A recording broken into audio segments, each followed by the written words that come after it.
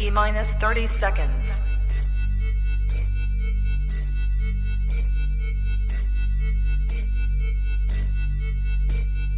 T-minus 20 seconds.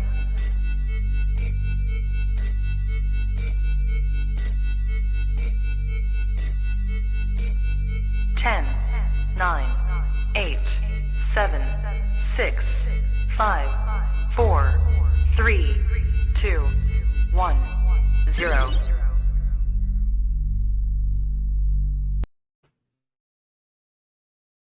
Good. You ready for do more in the future? Trap Talk podcasts? Yes. Man.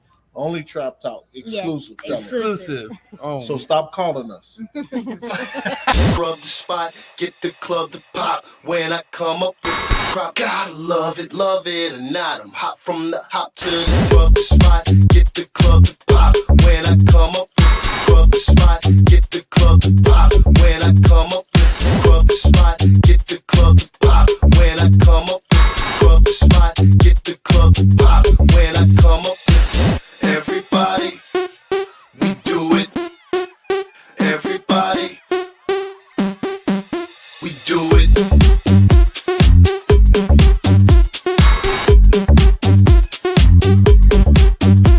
Do it. Do it.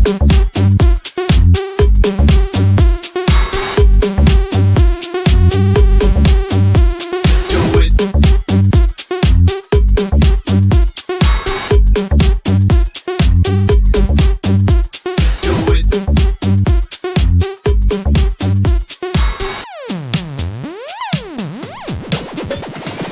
Rub the spot, get the club to pop. When I come up with the rub the spot, get the club to pop. When I come up with the rub the spot, get the club to pop. When I come up with the rub the spot, get the club to pop. When I come up.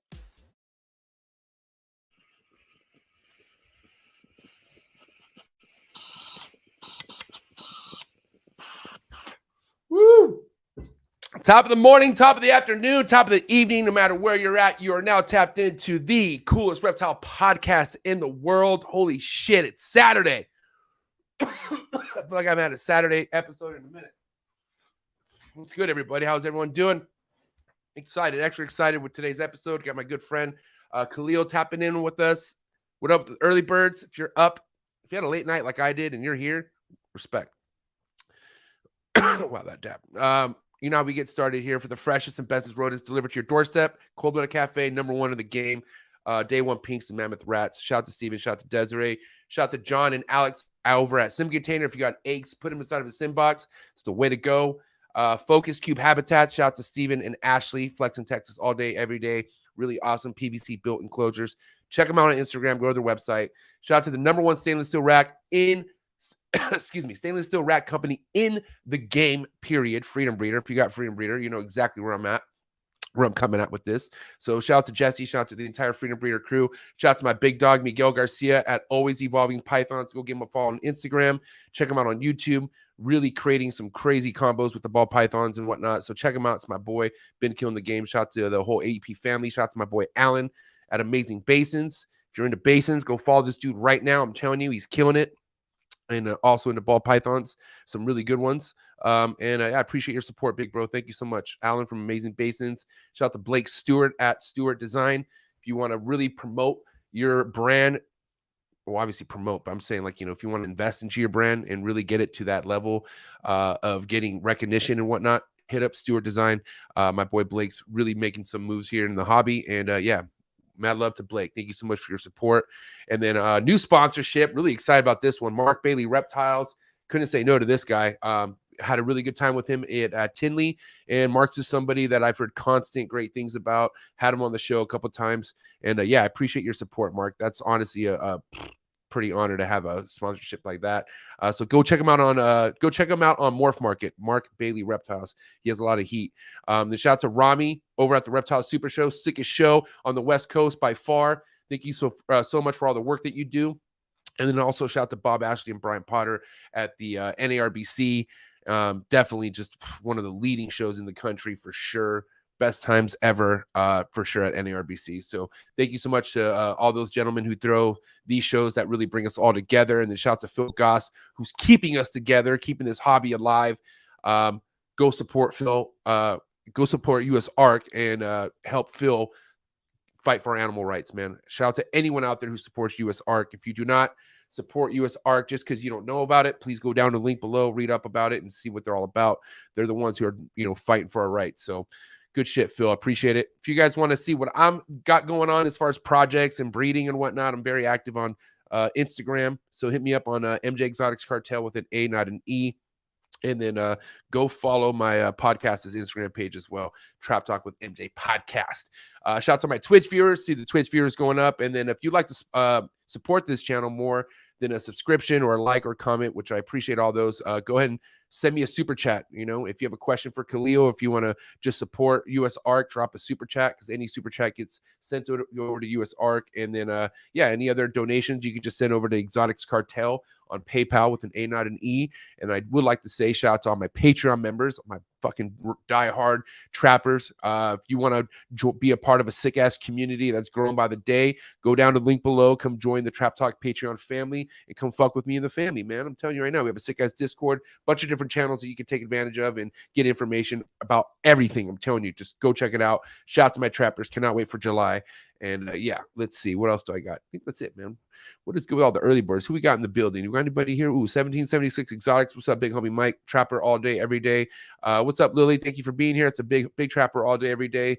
What's up, Harry? Mushroom Cowboy Harry. What is good? Trap Talk family member all day. Jacob. What is good? Player. Trap Talk family member. The homie Matthew Summers. What's up, Matt? Matt gets up early. I knew Matt would be here. Shout out to the boy Matthew Summers. Thanks for tapping in. Chantel, what's up, homegirl? Pacific North right there in the building. Lily, I already said hi, Lily. God damn it, Lily. Rainy Day Reptiles, what is good, player? Thanks for being here. Eric's Morph Factory, what's up, player? Thanks for being here. Deviant Glass, what is good? Trap Talk family member all day. Wise Guys, what is good? Railway City Reptiles had the homie, I think 2 weeks ago. Last Saturday guest I had was this dude. He was sick. Shout out to the homie Railway City. Thanks for being here. Luke, what is good? Thanks for being here. John, the homie John, what is good? Thanks for tapping in, player. Letka, what is good, Letka? Justin, brilliant. What is good, Justin? Thanks for tapping in. Morph Wizards, what is good? The homie Big E in the building. Damn, that's sick. What's up, homie? Homie Matt, we had a good episode last Monday. Check it out. Third Eye Pythons, what is good? How'd you like that Bill Hughes episode? I know you were stoked for that one. Blazing Blue Tongues, what is good? Thanks for tapping in. Amanda Watson, what is good? Thanks for tapping in. Julio Fulio, what's up, Julio? Thanks for tapping in. Charles, what is good? Charles Mason Johnson, Trapper all day, every day. What is good? And Fresh Nugs, what is good? And we're going to end it with welcome to the Grow Tent, homie. What is good? All right. Woo! I feel like I'm out of breath, but I'm good. Had a long night, but it was fun. Let's get this show started. I'm very excited to have my boy Khalil on. Like I said many times before, Khalil, somebody who, I've looked up to this guy. Shit. My first year into the game, just because he always knew how to present his work on social media, which I saw at that time a lot of people lacked. A lot of people are catching up now, but I don't know. Khalil's from an era that he did things right where a lot of people caught on later. But I also want to catch up with him because it's been a while. And so this is our round 2 1-on-1 with my boy Khalil Itani from 514 Reptiles. What's up, player? Yo, what's going on, brother? Can you hear me okay? Yeah, I can hear you good. You? Happy Saturday. I can hear you great. Yeah, thanks, man. Saturday. Thanks for being here. I know you were supposed to go to Toronto and you canceled. I appreciate that. Yeah, no worries. This is more fun than Toronto. I was in Toronto last week for a show, so. Nice. Like, you need like for Reptile show? Yeah, last week we had a Reptile show in Toronto on Sunday, so I actually vended. How was it? Yeah, it was fun. It was good. It's not crazy like the US shows, but it's good to catch up. I had a table with, I don't know if you know Mike Bennett, R&B Exotics. Yeah. He was right next to me, and then Operation Python, Manny Singh was right next to me too. So we had a good time. And then Will came in with the boys. Everybody came in. It was fun. Nice, man. So Tristan was there. And Tristan, yeah, Railway City. That guy's sick, bro. Tristo. Yeah, Tristos. Right? Tristos. Yeah. Sick ass name. How you been, bro? Like, what's going on with you, man? I feel like you kind of been laying low for a minute. You're around, but like, there's just times I feel like through the last year, you just like we're kind of laying low, and I just want to see how things are going with you, man. What's going on? Yeah, no, I'm doing good, man. I'm doing great, actually. What's going on? I mean, I've been laying low, yeah, kind of a little bit. Um, I had I had restaurants before all this COVID shit happened, right? And I Right. mean, you know about that. And then the first year was like, what's going on? What's happening? Blah blah, whatever. And then after the first year, I started having to settle closing all my restaurants and like lawsuits and all that kind of stuff. Jeez. So that took a bit of my time. The past like up until like maybe last November, October, it was a bunch of that stuff, and that's it. So that took a lot of my time in terms of like posting, taking care of the snakes. Like I'm taking care of the snakes, but like taking care of like the business in terms of like marketing and going online and doing all that kind of stuff. But also, not man, it's been good. It's been great. And as far as breeding and whatnot, is everything like amped up as far as breeding as much as you possibly can, or are you just like, I mean, what's that looking like as far as production? As far as production, no, I'm not at like where I should be, I guess. Not where I should be, I guess where I usually am. I'm making some changes to the company in terms of like our breeding projects, the amount of stock that we have, the quality of the stock that we have. I'm making some big changes in that. I'm reconfiguring what I've done. So it's been what 8 years now that we breed ball pythons, Right. and recently the market has evolved quite rapidly in a different route in terms of like the recessive, double recessive, triple recessives. Right. And my previous I guess my previous strategy was to just hold on. Like I make a bunch of like blackhead het pieds, keep all of them. So I'm like, I have 5 of these blackhead het hypos. I have 5 of these. I have, So then the numbers just kind of started adding up, and I wasn't able to maybe give as much time and have enough males for those females. So Right. because of that, you're not able to breed as the best way, I guess. As you can't maximize your output doing that. Right. So reconfiguring that, lowering the numbers. I'm going from 350 snakes to about 200 snakes, and then just amping up the quality. For example, like last week, I just traded 3. Like they're good animals, they're $2,000 Right. animals, but I traded 3 females for a $6,000 female. You know what I mean? So that's the strategy that I'm going for right now. Is replacing the animals with higher quality and lesser quantity. And I want to travel a little bit more, and I find it tough when you have that many snakes to take care of. I mean, at the end of the day, I mean, it is strategic on how you could set your collection up, and if you could replace one animal with 3 animals, but get the same value as far as production wise, meaning like you're going to get more higher end animals with that one more expensive animal. You're just creating less overhead for yourself. That makes sense. Exactly. Yeah, exactly. I mean, from a business perspective, it's the most output from a single tub, right? Like when you look at a tubs, you're like, how much can I make per tub, for example?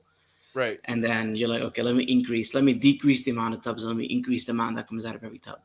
So over the last 8 years, what was the highest clutch amount you had per year, or like consistently, what were you hitting each year when things were going, when things were at its best? 35 clutches. And then at that time, do you recall yourself wanting to shoot for wanting to go more? Like, what was your mind frame back then while you were stacking all these holdbacks and collecting what you were collecting? Like, did you have a higher end clutch amount? Like, were you like trying to shoot for like 100 clutches at some point, or what were you thinking back then, like when you were hitting the 30s and whatnot?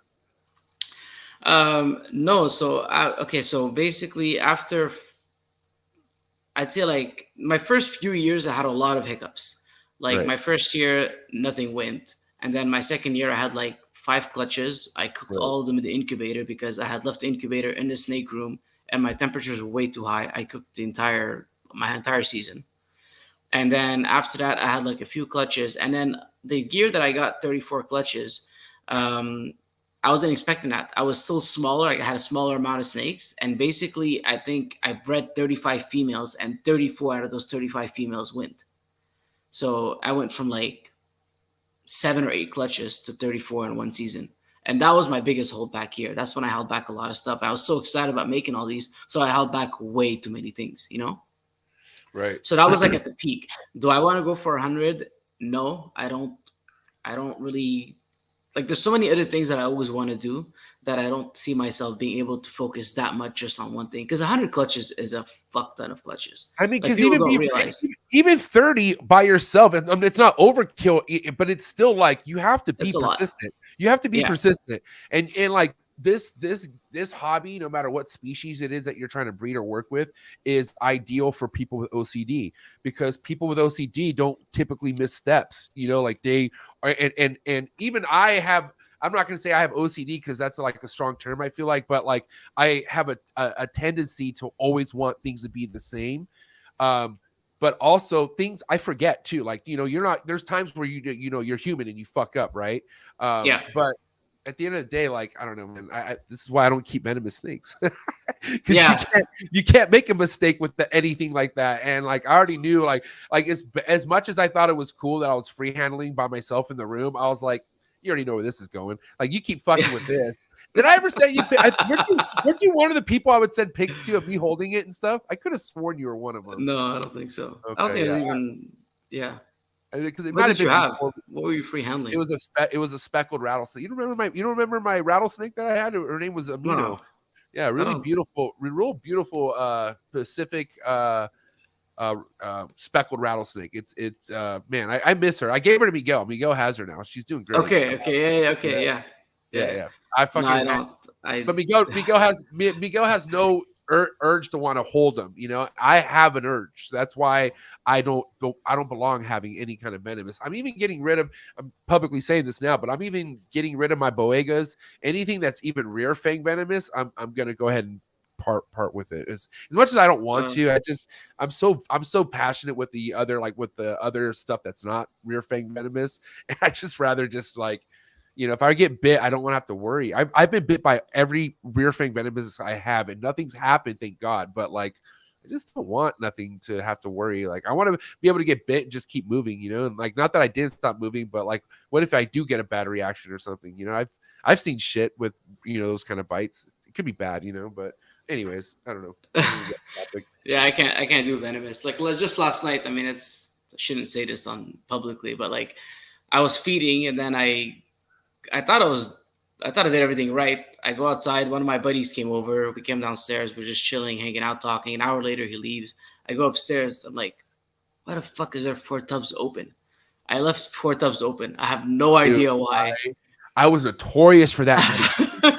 Oh my God. I used to do that. And I'm not going to say I don't do it ever again. Like, I have done that. Like, it's so, when you're doing so much and you're like, because I'm somebody, I don't want to say because I'm high, but I'll be doing something. I'll go, oh shit, I forgot to do this. And I'll literally stop what I'm doing and I'll just go do that real quick.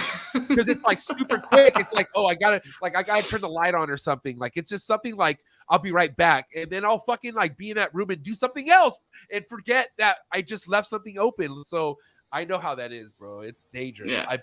I've been like, listen, come to find out that if I could lose any snake out of my, like, if anything gets loose, I pray it's a ball python, because those are the easiest ones to find out of any other snake that I have, bro. Like, I never stress when it's a ball python. I don't stress. I go, okay, it's gonna, like, I'll casually look and I'll go, there it is. Like, the most darkest fucking place I could possibly look is that's where we'll go. When it's a hatchling, it's fucking stressful. Yes. When no. Okay. Whole other level. Yeah, I'm talking adults. Okay. When they're big as fuck, they just like, you know. Yeah. You just hide in the rack or whatever. Yeah. But even so, they can hide good though. It's they're good hiders. They can be real good hiders. But if you have your room right, and it's like where, you know, I don't know, like it's you have to. I feel like it's important that you set up your room to where A, you either know if something's out because things are knocked over. Or B, like it's like a layout where you could just see things like on the floor, or like you like don't have a bunch of boxes or like any of that shit. Like, when you have all that stuff involved, if anything gets loose, you're gonna have a long day looking for all that shit. Or it could be a quick one, but I don't know. It's crazy. I don't miss. I hate that we're talking about this because I've not had any. I lied. Hold on. A chondro in this room. If anything, this room is notorious that I'm in right now. This room is notorious of things getting out, and that's why you should never go plastic tubs. I've had my poor chondros in plastic tubs for like the whole time I've had them, which, you know, I have enclosures being built on their way, but like You know, if I don't have a jug of water or something heavy sitting on the lid, they get out, no problem. And sure enough, like that one I forgot 2 nights ago, I come in and I just, you know, have them paired up and I just see the mail and I'm like, oh, great. And I don't see the water bottle. So I already know, fuck, where's she at? And I got lucky. I turned around and she was literally just roaming my closet. And I was like, oh, so like, you know, there's situations where like right when you know they're gone, you see them. That's best case scenario, which I'm not gonna lie, I've got lucky like that a lot. But that's the beauty of always being in your room, though. You know, I'm either in this room or I'm in the trap. I'm like this. I like bounce back and forth. So Yeah. I don't know, man. All right, so listen. This year, what's going on this year? You feel like I know you're in the process of, you know, dialing things down just a bit, just to make it more fresher as far as like your projects, right? But production wise, are you shooting for a certain amount of clutches? Are you just not too sure? You just going with the flow? What's happening as far as that goes? Production wise this year, probably gonna be around the 20, I'd say like 22 to 25 clutches, which That's is still still good. pretty decent. Still a good amount of snakes to maintain and keep up. So I recently upgraded. I got 2 new racks. Well, I got 4 new racks. 2 of them were the ARS 5540 racks. Nice. But I did combos with the big tubs. So I built those. I moved a lot of stuff in there. And then we're moving some of the holdbacks into those tubs. And so that's in terms of upgrading the collection. I got some baby tubs. I changed a bunch of things around the room. I actually moved snake rooms from my smaller room to the biggest room in my house. Right. That took over actually my original bedroom. So that's that now. Let me ask you this. Sorry, yeah. Continue. No, No, go ahead. No. I want you to continue. I don't want to cut you off. Sorry, go ahead. What are you saying? Yeah, I mean, so we move that around, and then we're focusing right now on raising. I have some snakes that I really that I really want to breed within like the next maybe 6 months. So I'm focusing on really priming those up, getting them up to size, getting the right sizes to them, and breeding those. And yeah, I mean, but the rest of the stuff that's coming out is gonna be good. I'm no longer focused, like, you know, it's gonna be nice shit, you know. Are you more sought after males or females this year? Like, what is it that you feel like is more important or crucial to what you already have in the works? Males, man. It's just so funny how that males, happens, like, huh? Like, I'm dying for males. Like, I'm so lacking. Like, and I don't know if I'm just being cheap and I don't want to go spend bills on a male, because I know I could make what I need if I could just get the male. I don't get them. I get a lot of females, bro. Like, and I'm pretty sure it's because of my fucking inconsistent incubator. I'm pretty sure. I don't know. But anyways, I'm like you, bro. Like, but at the end of the day, like what you're doing and what Justin said, you know, if I have a lot of females, then sell the females and buy the male I need, you know. But I also need to stack more females. Like, this is my 3rd year. So like, you know, I'm definitely still in a position where I need to stack more. Like, I don't nearly have as many females as I need, but I also don't have as many males either. So I don't know. I'm open for males this year too. I'm with you on that one, bro. We'll see. Yeah. I mean, this industry, 3 years, even like I've been in it for 8 years now. It's just, it's so little time. Everything takes so long. Like, you're like, oh, I might have this clutch when, okay, maybe in 12 months, come back to me, I might have this clutch. You know what I mean? Like, you're breeding them for 4 months, and then she's ovulating, and then 20 days till she sheds, and then 30 days till she lays, and then 60 days till they hatch. It's like, it's a whole year before anything happens. It's an average year of waiting for anything again. Of average, you have to wait. Yeah. You know what I mean? So it's like, see it next year. You know? Like, yeah, exactly.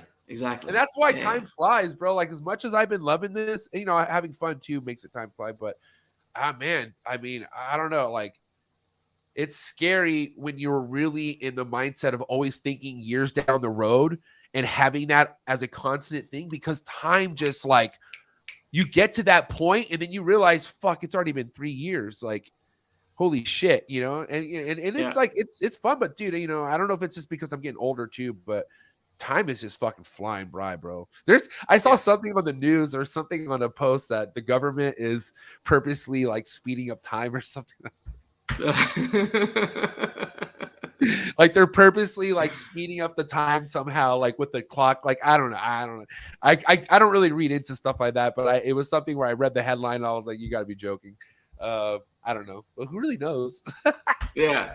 Yeah, I mean, that's a whole other subject. But How fucked up would that be if that came Yeah. out where like we're like really in 2020 still, and they've been like manipulating time this entire time? That would be crazy. that's crazy. I'd be happy because Yeah. I'd be a lot younger. You know what I'm saying? Like Yeah, they've been lying to us. I don't know. Who it's knows? messed up. You know what's crazy? I actually found out yesterday. Yesterday. Weekends, right? Weekends are less than 100 years old. Weekend. Say that again. Weekends are less than 100 years old. So 100 years ago there was no weekends. 1929 was the first time that weekends came about. So it was this. So wait, every day was a weekday. Every day was just a day. A work day. And then people were sick of working or whatever. Like, okay, let's do weekends. So now you have 5 days of work and you have 2 days off, and let's go about it that way. Whatever the reason was back then, right? There's so much shit that we don't actually know, and so much Who of history is knows? erased. But it's less than 100 years old. So why can't we It's just nuts. create? I always thought in my head. I remember I used to, because I did work a lot throughout like my sales career, but I would always die to have 3 days off. Like 3 day weekends were my favorite thing to have, and Yeah. I would just be like, "Fuck, why don't they just have a Monday not be a weekday like weekend?" You know what I'm saying? Like, Yeah. it's funny you say that. So we're not typically supposed to have weekends. That shit was made like a fucking like a Hallmark card, like Valentine's Day. Yeah, exactly. But that's the thing, is like, Oh, God. a lot of people are like, oh, thank God it's Friday or whatever. Like, I don't give a shit what day it is. Like, Do they have weekends in I wanna Europe? Yeah, that's where it started. Oh, okay. Oh wow, started in Europe. Yeah. Okay. And Wow, I think all in right. the UK. Yeah. Wow, what a trip. Yeah, as long as you're doing shit you like all the time, like there's no weekend or weekday. Like it doesn't mean- matter. I don't like nothing matters to me, especially since like I had to know that when I had the restaurants, because like weekends I had different staff, it was busier, whatever it was. But now like it's a lot of days I don't know what day it is. It's another day. I got snakes to sell and snakes to feed and to breathe and clean my house and work There's on my always shit, something. go to the gym. Yeah, Yeah. I feel you on that. And honestly, like I used to cherish my weekends when I worked a 9 to 5. Like corporate America makes you want to be off of work, obviously, right? Mhm. So I used to fucking, I was a DJ too, and like the only time I could rage is on the weekends, right, with everyone else. So like I used to live for the weekends, but now it's like I don't even like. I sometimes forget what day it is. I mean, I know what day it is, but like I mean, the fact that it is a Saturday, I'm not like, wow, I should not be here right now. I should fucking be like, at the beach, or I should be all like, depressed about like, I love being here on a Saturday. Like I could have raged all night last night. And I was like, nope, I got a fucking podcast with my boy Khalil. And I was in bed by like 1:15. And I think my homies are still up. They're nuts. But I'm just saying, like, I was like, fuck that. I want to be, and honestly, back then, bro, like I had no responsibility for work whatsoever. Not that I look at this as work, even though it is my work, but like I would easily fuck things off at my real 9 to 5 just because I was partying and I just didn't give a fuck, Yeah. So like I hear you, bro. The weekends, like it's just another day. You know what I'm saying? Yeah. I feel like it is a thing for me with me and my wife, because my wife, she works a 9 to 5, or it's more like a 5 to 5, and she fucking loves the weekends. She like tells me, what are we doing this weekend? You know what I mean? Okay. Because she has that life though. I don't. I live here at my house with my snakes every day. Yeah. And my Same focus is editing and podcasting, and that's my schedule. But if I wanted to, I could do what I have to do and go to Mexico for a little bit if I need to. I don't matter. You know what I'm saying? And but there are people out there, and I do feel bad, man, because a lot of people out there just hate their job, man, and they're making somebody else more money. Typically, that's always the time, and I remember when I got into this hobby, I wanted immediately just to do this full time, but it was impossible, especially at the time. I was like, dude, so I was like, the only thing I could do is work more. So I was like, I need to grind. And yeah, I did grind, and that did help me, but I was miserable, bro. Like the only thing that got me by were my wife and the animals, but I hated my life at work, bro. And I know I wasn't the only one. I know there's people out there. So God bless you. Keep going. But I'm just saying, like, it sucks how the systems work. Like we're, the ones who, like, for instance, here's an example. Like shouts to my buddy Juan. My buddy Juan owns a bombest Mexican taco shop in San Diego. It's called Lolita's. I talk about it all the time. But he's had people working for him for years before COVID started, right? And then COVID started, and then people got their fucking money, not wanting to work, fucked everything up. And then once that stopped, people coming back to work they wanted more money than the people who've been there for years. And they're like, well, we can't pay you 20 whatever fucking dollars an hour. Okay, well, I don't want to work here. And they just leave. And because they don't, and like, honestly, the people that been working there forever are like, well, what the fuck? You're offering people this kind of money right now? Like, so dude, this is, I mean, and not that I need to tell you, you just left the restaurant business. It's, whew, man. I left that at the right time. It's scary. It is. And you know what? I've been hearing this from a lot of people. We have not even seen the peak of the worst of this fucking COVID shit yet, as far as the aftermath of what it's done to business. Supposedly there's going to be a big crash at the end of the year. I don't know. I don't want to talk into existence, but we'll see, man. I just hope everything's going to be all right for people, even myself. I mean, I just, it's not easy, bro. Well, I think on the opposite, Go ahead.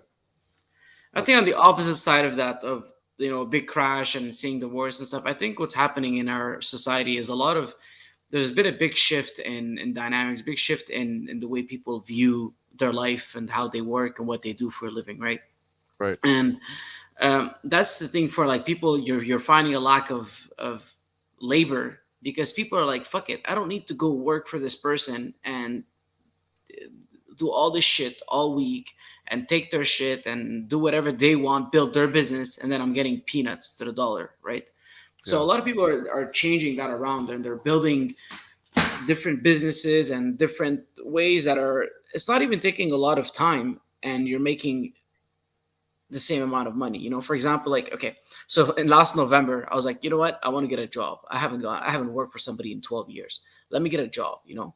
Right. So that way I can keep my money, live off of it, and then the snake money can go back into it, right? Like I see my buddy, like Will spent like, I don't know if I can say this, but he spent like over 100,000 in new mails like last year, right? So I'm like, I want to do what? That. What? And adding new mails to his collection, right? Like more than that, but let's just keep it at 100,000. Okay. Right. So I'm like, okay, so if let's say I make 150,000 off the snakes a year, I'm using almost most of that for my personal living, and I'm reinvesting part of that. What if I could reinvest the whole thing and make my own money off my job? So I got an interview. I got 3 interviews. I got 3 job offers. I took one of them. I started in January. I lasted 4 days. I got on every day. Orientation's over, and you're like, this isn't gonna work. Not even, or I didn't even go through orientation. I didn't like. Wow. It was like the first 4 days of like video call, because now it's all Zoom calls and video calls and blah blah whatever, you know. And then after, the thing is, they paid me an advance for some reason of 2 weeks. Here you get paid 2 weeks at a time.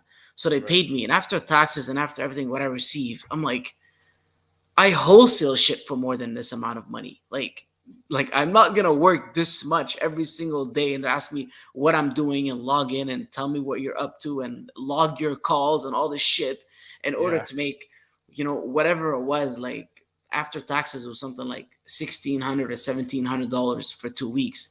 I'm like, are you joking? Like last year I sold a snake for $22,000. Like, why the fuck would I do this? You know? So, and I think most people are realizing that, and that's the thing. But we're going to see so many new things coming into the market, so much development, so much innovation in terms of how humans live and how we behave. And money is going to become a currency that's not going to be, it's going to be important, but I think we're going to start, dealing with different currencies. It's devaluing as we go further and further. Like the dollar, the US dollar especially is just becoming more of just paper. And, the cryptocurrency, man, I'm telling you, I mean, I haven't invested in anything yet, just because I'm like I have my boy Sock. My boy Sock is a monster at it. And I'm literally just enjoying watching him do it, because listen, if I become a millionaire, great. But as right now, I'm so happy with my life. If I'm not a millionaire, I'm okay with that. And I feel like I don't want to like play a gambling game where I'm like, all right, here's fucking $10,000 in another 3 months. Here's another $10,000 in another 3 months. Here's another, like, I could do way more than that for me right now. And I understand that's for the long term, but that's like, what if you just don't know? I don't know. I just rather not play like that and respect. That's why there's probably I don't want to say, well, nowadays there's probably a bunch of people loaded off crypto, but people who invested in stocks and shit like that were just a different breed of people. Like, it's like people who like to gamble. You know what I'm saying? Like, and I used to gamble, and I hate gambling now. Like, I was a dude. I used to pay my rent off gambling. You know what I'm saying? And now I just don't like it. What it did to me, it didn't make me feel good in my brain. For me, I kind of look at investing in shit like that as like gambling, and I don't know, but I also feel like it's the future, man. Like, and I'm probably kicking myself in the fucking nads right now for not dumping money into crypto and Bitcoin and shit like that. It's not too late. Huh? It's not too late. I know it's not too late, man. That's what Saw keeps telling me, but I'm just like, I'm just like, I got money in my account that I have never seen before, and I just don't want to toss it into something like, and even though I know I should, I don't know. I guess I'm just being immature about it. I don't know, Khalil. What do I do? I need help. Man. Look, I used to gamble a lot. I lost a fuck ton of money back in the day, especially like after like I'd break up, I'd get in a fight with the girl. I'd go to the casino like at 2 a.m. and like get out like at 8 a.m. I lost I had to ban myself, so I banned myself from the casino in order to stop losing money because I was losing like $10,000-$15,000 a night. How do you ban yourself? You go and say, "Hey, don't let me back here." What do you? Yeah, you could do that. Yeah, you can do that. You go to the casino, you like ban me. I don't want to be here anymore. And they ask you like 1 year, 2 year, 5 years, or for life. And then you go upstairs with them and they talk to you and blah, blah, whatever. And they have like this intervention officer, like guys that you didn't know work in the casino, like undercovers. Like everywhere. There's a whole, like when you go into that department at the casino, you're like, holy fuck, this part exists. It's crazy. Whole other world. Yeah, exactly. Yeah, and they take pictures of you, and then through like AI and shit, when you walk into the casino, they can they have like facial recognition, and they'll just come and like tap on your shoulder, be like, hey, come with us. And you go with them like you're not supposed to be here, like get out. Yeah, it's nuts. So I did that. And then when I started investing like I was gambling. I'm like, oh fuck, what's the next thing that's gonna do 100x? And I go and I'd get into that. That's the gambling part. But if you want to just grow your money, and that's the thing that I've realized over time is like investing and making money is not like how much money am I gonna 10x this year, or I'm trying to like 10x over the next 10 years, So you go into like slower ETFs that can have a steady return. Yeah, on the market, you can make 40, 50%. Last year, people were making 200, 300, 400%. But if you want to be like invest and not gamble, you go to like ETFs that will bring you like, I don't know, 6 to 10%. Some of them, like last year, some of them at 30%, but other years they lose 10%. So it's just slow growth and keep injecting a little bit of money at a time. And that's the same thing with crypto now. Hey guys, do me a favor. I mean, my boy, fire on so many different levels, his knowledge, his hair, but I'm not liking the like ratio compared to the views. If we could please get the likes up from my boy Khalil. If you're just tapping in, I get it. You tap in, you're like, holy shit, who's this guy? He's hot. And you just like, you forget to hit the like button. It's not too late. Hit that like button right now because we're about to get into some heavy conversation topics. Anyways, okay, sorry about that. Dude, so yeah, I mean, that being said, I mean, initially I do see the way behind investing, like especially if you want to like invest in a Bitcoin or some sort of Bitcoin, is somehow waiting for a moment to take out, like let's just say you double up or some shit like that, taking out your initial investment and then leaving the extra shit and knowing what to do with it and either spread it to something else, but then always keeping that money in and not fucking with it. You know what I'm saying? So that's another way of doing it too. You know what I'm saying? I just, it's like this is like adding a recessive you should have known you added a long time ago, and you're just fucking waiting, and you're just like, oh shit, like DG, huh? Yeah. I could have added DG dude. Literally, I had an opportunity to get DG like in 2018, like for a really decent price, and I went hypo. And not that I regret hypo. I love hypo. Don't get me wrong, because hypo and that will complement each other. But like, I do wish I would have kind of got that DG. What's one combo that you could think of you wish you would have gotten in the beginning, and you kind of either got it later on, or you're realizing now like, fuck, I should have got it? Puzzle. Ooh, yeah. Yeah, I was late to that game. I don't even have puzzle, but I mean, it was never like a cheap. Like I picked up DGs in 2018 for $300. I was picking up females for $300, and last year I was selling females for $1,500. So there was a big jump with that. But puzzle was never cheap. Puzzle has come down. Puzzle was cheap before I got into that. I got into ball pythons, and then when I got introduced to them, which was through Will, the prices were like up there, right? Like you were picking up a visual female for like 4K, 5K, and stuff. So I should have gotten into it earlier, but I'm in it, trying to do some stuff with it. But yeah. What puzzle stock do you have? You got some from Will, or who'd you get some from? No, I originally picked up a visual puzzle hypo, a pastel puzzle hypo male, but he died like a week after I got him.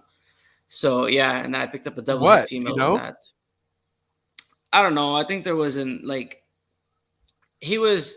So I wanted that snake. He was from the U.S. and the guy selling him, I told him that I wanted to buy him. He had just hatched. I'm like, I want to buy him, but if I pay you like a deposit now, I'll pay you the rest like in a month or something. Can you keep him till like spring to ship him up?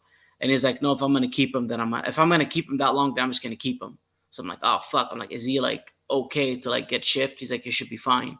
He had one mouse already. So I'm like, sure, ship him up. And then I think there was some delays with the shipping. And by the time he came up here, he had a little something in his stomach that was weird. And then 4 or 5 days later, he just passed.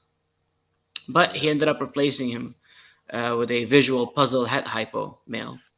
Right. So a breeder male, sorry. So I ended up getting him. That's who I'm breeding right now. And then I have just a couple of like het females, nothing crazy, but hopefully with some of the hets that I'll be making this season, I'll be okay. I mean, I don't know what your entire experience been like buying animals that have died on you, but have you ever happened to been in a situation where that's happened to you and the person didn't want to take responsibility for it and was just like, sorry, and just kind of just shined you and you were like, what the fuck? Has that ever happened to you? No, not really. And I think that's the only time that it's happened. I mean, he was gonna, like, the guy's a good guy. He was gonna replace him and stuff. But when the time came for him to replace that snake, he wasn't too happy about it. But he still did it. He still came through it. That's fine. I had another snake from Justin that almost died at the beginning of last year. I got him. He was okay. I put him in a tub. I walk in 2 hours later. He just like upside down, over, like mouth open, rolled over, like thought he was dead. And it's an $8,000 male. I was like, fuck, like this isn't the time for this, you know? Oh my God. It's never a time for that. Yeah. And this was 2-3 months after my other one had passed, right? So I was like, fuck, what's going on? But dude, that snake came through. Like he was upside down, mouth open. I thought he was dead. I thought he was fucking dead. And then my brother just like legit, it sounds weird, but he held him in his hand for like 2 days straight. Just held him against his body heat. He's walking around the house doing his shit and like working on his laptop, and he just has him like, what are you doing? He's like, I'm holding him, like, you know. And then he put him back in the tub at night when he goes to bed. And then woke up one day, I open it, and he just like, bloop. Like, I'm like, oh fuck. Looked at him. He's alive. Boom, took the rat. I'm like, holy shit, this guy came back from the dead, you know. So I call his name is Miracle. I posted on my stories before. I'm like, this guy's name is Miracle. I don't name my snakes, but that's one of the 3 snakes that have. That one deserves a name for sure. Yeah. So yeah, but I think generally, look, if you're in this in the long run, you can't not. It sucks. It really, really does suck. But you have to do something about it when that happens to your client. You know, unless like the situation is really fucked up. You're like, no, like this is bullshit. But and it sucks to say that, like, it takes a lot of balls, especially if you want to have a name for yourself. Okay, and I want to make this a fucking clear message because I'm not gonna say I'm in hot water, but there are people on my bumper right now because I wanted to bring on Bob Clark. And Bob Clark, you know who Bob Clark Reptiles is? Yeah. Right? Pretty legendary guy, right? But he is just like many other OG breeders who've been in this for years. I've heard stories. I've heard good and bad stories about Bob Clark. But the most recent thing that has happened with this guy is he has sent an animal to the wrong fucking person. Not that it was the wrong person to get an animal, but he, sent an animal that died on the wrong person who took this completely, really, really hard. And, mainly because according to her, and I don't know this, I don't like my biggest thing was to kind of see what Bob had to say on it. And, because of his legal team and shit, he can't speak on it till all this shit is done. So, whatever, it's fine. So either way, what I'm saying is, what was I saying? Well, yeah, like taking care of the snake. And yes, my bad. Take care. My bad. Dude, like my bad. Long night. Okay, so, but to hear somebody with that big of a name who's been doing this for so long, and not the only one that has been accused of something this fucking dirty, is to send a snake and not replace it, or at least hear the person and take care of it. And dude, I mean, I've had that experience with underground reptiles. I've had that experience with importers, and me as a person, I go, what the fuck? I got fucked. What? I'm never going to deal with that person ever again. And I keep it moving. I would never give that person my business. And then I keep it moving if they don't want to replace it. You know what I'm saying? But Yeah. like you said, how hard is it just to replace something, especially if you've been doing this for so long? Yeah. And it's unfortunate, bro, but the only people who have the balls to pull something like that off are the ones who have big names for years, and they just don't give a fuck. Like, come after me. What are you going to do? You know what I mean? That type of shit. And I feel like that's very unfortunate. I'm not saying that this is what happened with Bob Clark. I'm saying I've heard other stories, and like even myself with Underground Reptiles, who sent me a fucking snake that just rolled. It came in the next day. It was fucking a beef jerky. And I was like, what? I had no clue what happened. And they said, sorry, it's in your hands. At least they responded. But, and I was like, dude, fuck this. Like, I got really salty. You know what I mean? Did I threaten them to take them to PETA? No, I didn't fucking, I didn't, I mean, at the end of the day, life throws you shit that will fuck you over, Yeah. Getting pitchforks and fucking trying to gather all these other mentally sick people who love negativity and want people to burn down. That's not the way. You know what I'm saying? Like, I mean, I'm not saying it's like okay for these, these situations to keep happening, but Khalil, they're going to keep happening. People are going to continue to get fucked over in this game. Humans are fucked up. Humans use animals to come up. It's like trying to stop the drug trade. That ain't ever going to happen. Like, are you fucking kidding me? Like, get real. You take Bob Clark out, you're still getting fucked by somebody else. That's all I got. Yeah, no, I get it. Look, at the end of the day, you're voting with your dollar, right? At the end of the day, like that's what it comes down to. If there's I disagree with the whole not changing thing. Like, to a certain extent, yeah, there will be some people, but slowly with time, especially with social media and how big you can make this, just at like posts and shares and some hashtags, and you're good to go. Right. People got to change the way they deal with other people, right? Especially as someone as large as Bob Clark, and the amount of snakes that he has to replace, or the amount of money that this guy makes. Like, I see the kind of money that you make on every level of this industry, and Bob Clark is on another level of the kind of income that he makes. Yeah, he has overhead, he has more spending to do, but he's making a fuck ton of money. And if you can't take care of your customers just because, like, look, I don't know the story, so it could be that I don't know what happened with that snake. I don't know why it died or what happened, but there's always a way to solve things without making it go to the next level.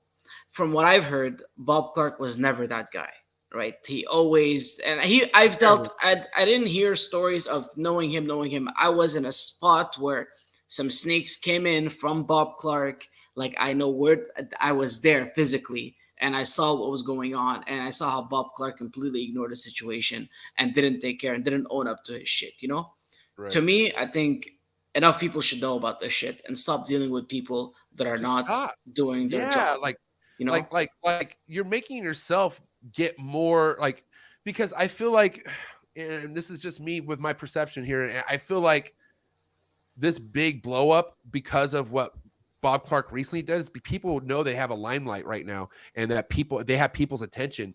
So what happens when that happens, man? They're gonna fucking milk this shit to the end. And I mean, I don't know how much was the snake that died off you? I'm curious. And not that it's saying like the dollar amount matters, but like, I'm saying I have fucking freezer full of animals that came in and just died on me for no reason from people that were piece of shit fucking dealers. You know what I'm saying? And are you going to sit in your room and say, fuck this shit, I'm calling PETA, I never want to deal with animals? Because that's basically what you're doing. By saying I want to call PETA, that means you're over animals. By the way, by doing that. Yeah, you're fucking over the industry. Exactly. I don't know who this type of person was. That's the most selfish act. And just even say that. Okay. And what's crazy is there's other animal people that are like backing her up on this. So how the fuck are you even in love with animals if you're wanting to get PETA involved? Yeah. She's going to the wrong people, but he should know that. He should know that if it's going to get to that level, then I should be taking care of this. Like, I need to take care of this as soon as possible, even if it's going to cost me double, triple, quadruple my losses in terms of the snake. Because in the long term, if PETA gets involved, there's going to be way more damage in this industry, right? But I really feel like it was just her talking out of her fucking ass. And I don't, you could quote me on that.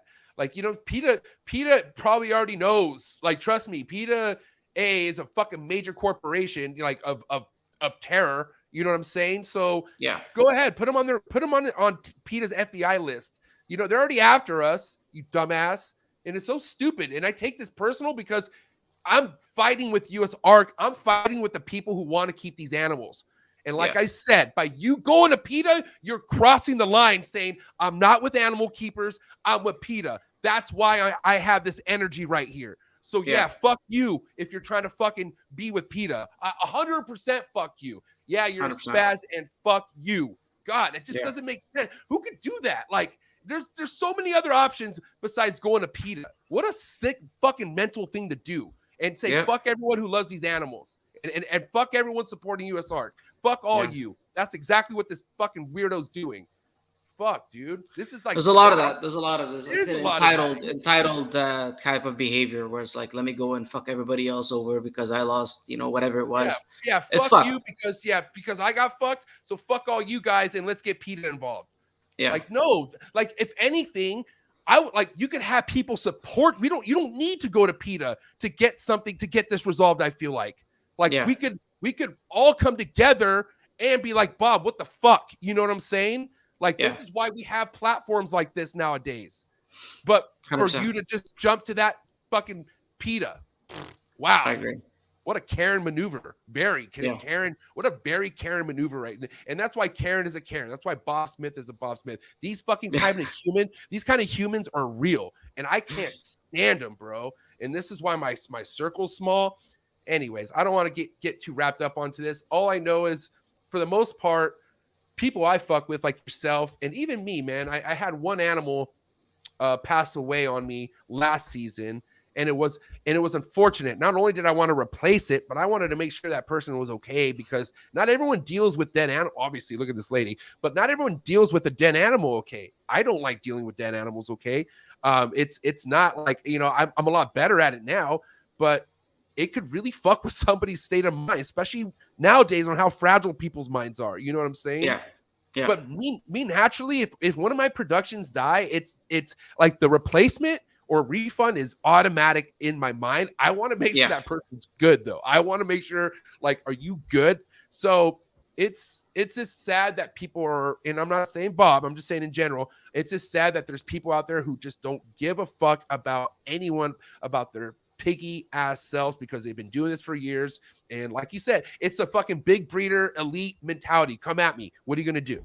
Like, you like, it's, and if he's done this before, what, like, he's used, I'm not saying he's used to this. I'm just saying, like, I don't know, bro. Yeah. It don't have to be like this. It doesn't. And like I said, this is just one example of many of people who've been in this game for a long time who just don't know how to fucking be good business people. They just use the animals, and I don't know. It's unfortunate, man. I hope it gets better. I don't know if it will, like I said, because like I said, they take down Bob Clark. It's not going to mean dead animals aren't being sent anymore. Are you kidding me? Like, Bob Clark isn't be some of that. He's not the king of that. I mean, if he does it, I get it, but there's so many other people out there who just don't give a fuck about the animal and just want your money, and here, take it. Because the next, and Khalil, correct me if I'm wrong. Okay. You see some people in this hobby do some really stupid, technically career suicide type shit, and they're still around. Yeah. And they still got customers. Like, what does it take? What does it take for somebody to not sell a snake no more? People are gonna want that thing no matter what. I don't give a fuck what you do. You can't cancel somebody if they don't want to be canceled. No. There's so much, like, I think we underestimate how big the industry is, and how many, like, how in every industry we underestimate how many people there are in it and how many people there are in the world, right? So no matter what, like, we have a local guy here that breeds geckos. They're always sick. He sells snakes with RI. They always have mites. He goes to the shows with mites. And his table is always full of people because he has these crazy, like, specials, like the geckos and the ball pythons, and he sells out. And you have all these, like, first timers getting into the market, and they're at a stable buying shit, you know. Now we no longer comes to the shows because we're all like, yo, like get the fuck out of the show. Like we're not gonna go and get mites back into our collections because of you. But he still does it. He's still around. He still sells shit online because there's always new people coming in. There's always people that don't know about him coming in and buying shit, you know. But I mean, we can't. We have to do our best from educating people that in our circle about what's going on. You know what I mean? Yeah, but then like you have to want to be educated too, though. Like, you know, like you have to surround yourself around the right people who will educate you and not be with the dwellers and the people who aren't good for you. You know, like it's important. Like Khalil, like, you know, like I wanted to only surround myself around the best when I got into this industry. When I met you and Will, I was stoked because to me, you guys were the best in your area. And I was like, these are guys I know I can learn from. And I've always learned from you guys. And that falls to Miguel and many other fucking people, Socrates, many other people that are like my fucking boys in this. You have to choose who you want to learn from. And it's, bro, people have so much choice and they don't understand that. They have so much power to do what they technically should do, but they don't. I mean, some just don't comprehend, man. And again, I get very, I guess you could say, aggressive when you try to take something away that I love, bro. Like you just don't do that to me. Like I'm working on myself. Don't get me wrong. You know, I'm not, but I don't care how far I am with my anger or where I come in life. You try to harm my wife. You try to harm my dogs. You try to harm my friends. You try to take away my animals. You're going to see old school MJ for sure. Like I'm coming out. And that's just, that's, I don't care how old I am. I can be 80 and I will snap. Like I will always have, that's my personality. It's not about, you know, like I was born with this kind of energy and just snappiness my entire life. And I know there's a time and place for that. And I do it when I'm passionate about something. And I'm very passionate about what we do, Khalil. I fucking love these animals. These are my lives. My life. I don't know where I would be, bro. Like if I didn't have these animals, I don't. I don't. So I agree. No, I'm very protective over this, as you can see. You know what I'm saying? Yeah. But anyway, so I hope you would replace an animal if it died someday. Okay. Oh, for sure. For sure. You have to. You have no choice. You know what I mean? Even if you can't replace the animal, pay the person back. I mean, if it makes sense. I had an animal die on a customer 9 months later. And I still asked him like, hey, look, I'll replace it. And it wasn't even my animal. I had one animal for sale. And then he sent me a list like, do you have these? My buddy was getting out. So I told him, look, this is my buddy's list. These are not my snakes. They're my buddy's list. If you want, you can buy some of these snakes. And then I can ship them out with my snake when it comes down to you. So he picked a few off that list. And he got the snakes. And like 8 or 9 months later, the one died. I'm like, okay. And he messaged me. He's like, oh, blah, blah, whatever, they died. I'm like, okay, fine. Like, let's figure this out. I didn't say like, fuck it, it's too late 9 months later. I'm like, go to a vet, get a test. I want to know why the snake died. And then we'll go from there, you know? Right. And he's like, oh, fuck you. You have money, blah, blah, whatever. Like, he was like just going about it. He was like going to like Billy at Mutation Creation, trying to like put me under the dirt and shit. And then finally he went and reversed all the PayPal transactions. Like it was like $12,000 worth, and he reversed everything. So they froze $12,000. And I contested it. It took 3 months. They re-released the money. And then he went to the credit card companies, froze that money. And then I contested it again. I gave him my side of things. Because I had pictures when he first received them. He sent me pictures, told me they're all alive. They're good, you know? What a pain in the ass. And finally, they gave me back all that money. But I tried. But it was 9 months later, I even tried at that. It's hard to justify a snake dying 9 months later. There's been a lot going on in 9 months. You know, at your place. I don't know how you're keeping them, what you're feeding them, what's going on, what other snakes you brought, what's going on over there, you know? But something like right away, if I ship a snake over and it gets to someone's house dead, I either replace it or send them the money back right away. There's no question about it, you know, like I have no choice. I don't spend any money until the customers receive their snakes. Yeah. Yeah, I mean, and it's like you said, you know, like there's definitely a time frame where if you come to me 60 days later and you're like, hey, the snake died, well, I'm like, you know, okay, well, I will ask you what happened and, you know, and go from there. But if it's been 2 months, there could have been so many things, right? But like just the situation we were talking about recent, I don't know how soon she had this snake, but it got tested for IBD. You know what IBD is, right? It's like a really bad, it's like AIDS for boas. Or I don't know I think mainly I mean, I think IBD lives in pythons too, or it happens, but it's something where it's never coming back, and it's a really, really bad virus or disease or where the fuck it is. It's bad. Okay, it's called in conclusion body disease. I think I'm saying that wrong. I'm sorry if I am, but anyways, the scary thing is, right? Like, let's say this girl did get this, and it died within that 7-day time frame, right? And she went to the vet, which she did, got tested, and it does have IBD, and it didn't come from anything for sure from her collection. That means his whole facility, there's IBD floating around it, and his facility is massive. It's big, and that's a scary thing, you know. But you want to know what else is scary too? Not to make that okay. This is why we just go to not buying from a person if that's the case. Don't go. It's like, what do we say typically? Don't go to Petco. Don't go to PetSmart, because dude, IBD lives at Petco's and PetSmart. Like, are you kidding me? Like, dude, it's fucking nuts. The horror stories that people have had from Petco's and stuff like that. You know, mainly because people who supply Petco's are main big fucking greedy breeders that have been doing this for years. So, you know, you got to look at some breeders like Petco and PetSmart. Don't fucking go there. Just don't go there. You know, and not to speak up on it too. Have a voice and say and let people know, do not go there. Look what fucking happened. And and that's it. And people will pay attention, you know, and I don't know. I don't want to go back to that subject, but I'm just saying it's fucking sad the way these animals are really being kept by the people who've been around here the longest. And that's all I got to say on that. I hope the new generation, like ourselves, people who are coming in, will out fucking grow these people and I feel like that's the case, man. Cause you know, there was a whole nother mentality back in the day. The 90s, the 80s was fucking the start of all this. And it was grimy. People just, dude, the typical grimy. Now you have people who in here who have actually like empathy for animals, and we love them. And you know, for the most part, we won't stand for people to be piece of shit to animals. I won't. Yeah. I'll fucking old school MJ. If you're a piece of shit to an animal, I won't stand for it at all. Yeah. But you know, with that being said, how do you feel like overall?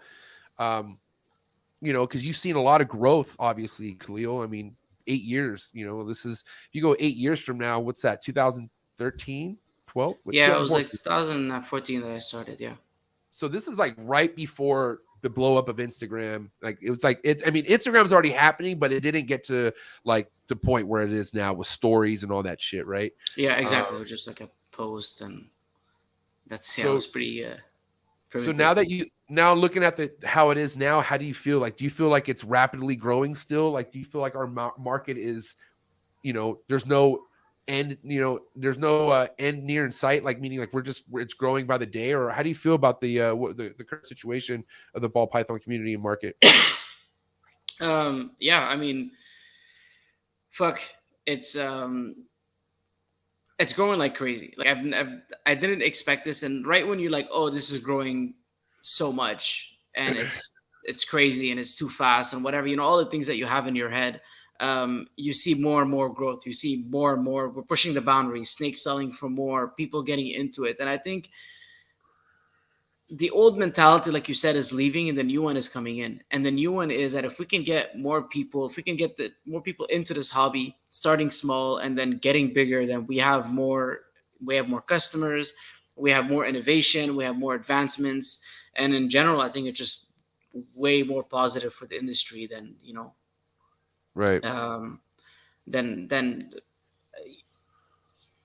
the negative shit, I guess, that's happened. But yeah, I do see it growing a lot faster than when I was in it, right? Like, I'm like, fuck, bro, it's nothing like it is now, you know. Now it's become it's become so, like, thanks to people like Miguel, to Justin, that have made it also mainstream, where like they're on the news, there were these Instagram what do you want to call them, superstars or whatever you want to, influencers. Or you have it like on like some of these basketball players, some of these football players. Like, it's becoming so mainstream. And once you realize how big like our economy is and what we can do with it, it can just blow up from here, you know? Yeah, I agree. Now, I mean, put yourself in this day and age, as far as like if you were to come into the game now, do you feel like it's a lot trickier? Like, do you feel like you got to know how to move in this time versus it was in 2014, or do you feel like it was harder back then? Man, I think it was harder back then, and I think it's just as hard as it is now. And I think it was easy back then, and it's just as easy now, for different reasons, though. That makes So sense. back then, it was hard to get in. It was easy to get in because one, prices were cheaper. There was less going on. There was less advancement in the genetics. So like you get in, you buy like a pie, and you buy a clown, and you buy whatever it is, and you're like, okay. But it was harder in terms of like we had less social media. We had less people doing the YouTube game. We had less people doing the Instagram game. We had less people being nice. You know what I mean? Now everybody's willing to mentor you and help you out and give you advice. And there's so many of those people out there. And there's so much information like these podcasts that you can see. Back then, you didn't have that. So it was much, much harder. Like I spent my first like 2-3 years buying all the wrong animals. Like my first year in, I bought 9 males and I had no females. Like what the fuck was I doing buying 9 males, you know? It didn't make any sense. I was buying what I would like, what I liked, and what looked good, and all that kind of shit. So the advice and the mentorship wasn't there, but the access to cheaper snakes was there. That's the easy and the hard part. Now the hard part is to get to that level that everyone is at. Not everyone's at, but a lot of people are at. It takes a lot of money. You know, like every snake that, like, fuck, it's crazy now. Everything's like $4, $5, $6, $7, $8, $9, $10,000. Look at Justin's page on Morph Market. It's like, holy fuck, all these like, and everybody's like, I just got this, I just picked up this, and these people you never heard of are spending like $4, $5, $6, $7,000 on like one snake, right? That's the hard part. But I mean, again, we printed a shitload of money in the past 2 years, so we do have access to more money, realistically. That's why I feel like investing in hets is so important. If you don't got the money in the beginning, dude, go with 100%. fucking het. Make that People shit. really, really underestimate the power of het and how good it is for I'm you. like, do you have female this? I'm like, no, but I have a female het version of this. Oh, I'm good. I'm like, well, okay, but like, it's 100%. Like, here's a look at the parent. It's like, why would you want to, especially if you're trying to save money? You know what I'm saying? Like, I don't know. Yeah, 100%. And yeah, so it's the hard part, the easy part that you have access to all this. Yeah, hets, bro. I had someone message me like, do you have any like DG clowns? And I was like, no, they're all sold, but I have like double heads. And they're like, no, I'm looking for visuals. I'm like, okay. Like I start talking to them, and I'm like, I figure out like 2 minutes later, it's gonna be like their third snake. Like, what are you doing spending $15,000 on your third snake, bro? Like, you're really not there yet. Like, you're keeping shit in shoe boxes at your house. Like, we all started there, but that's not the time for that, you know? That is also another like mindset you got to be careful of when you're first coming in here. Like, you don't look at this and say, wow, I really want to make that snake. How do I make that snake? Oh, I need this snake. That snake is $8,000. Let me save up all the money I have and buy that one snake. Then what are you going to do about all the other snakes you need? You know what I'm saying? Like, it's like, you got to know how to spread this shit out, and you got to know how to get what you need to make what you want, especially if money is a huge like factor, you know. Some people they don't give a shit, you know what I'm saying? But sometimes that's not the case. You look at people and you go, why are you putting so much money into this and you don't even have a fucking rack system? Like what are you like? What's going on in your head really right now? You know what I'm saying? So or just experience. I think people need experience before they jump to that level. But look, some people, like there's a guy, Jersey Guy's Balls. He bought my 2 DG clowns from me. He spent some pretty big money, and he spent probably more than $250,000 last year. Oh my god! Just looking at his shit.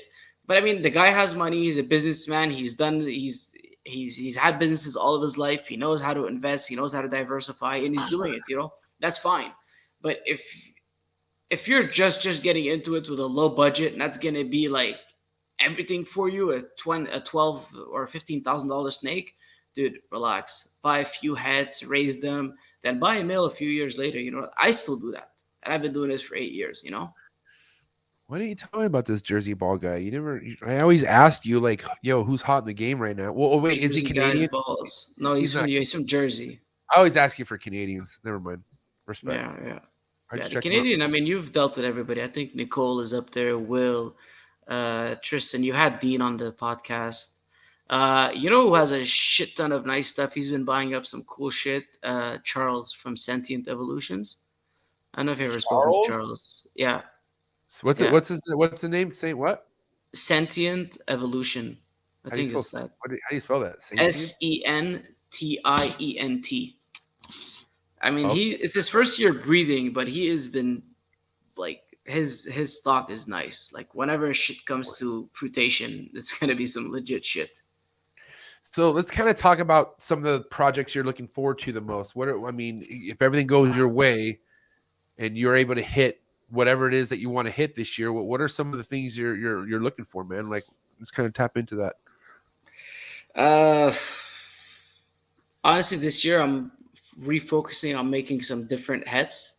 So it's gonna be a lot of like for example, like I have a Cypress Mojave Hypo head puzzles, or like some chocolate hypo head puzzle stuff. So it's gonna be like the hypo puzzle projects that I'm interested in, and then hopefully some spot nose chocolate mixed with vanilla clown hypos, that kind of stuff. A lot of blackhead clowns, and then triple recessive. For example, I have like a pairing, like probably my most exciting pairing, three of them actually. One of them is a GHI clown head pied, pos head hypo to an orange dream banana and sheep pied.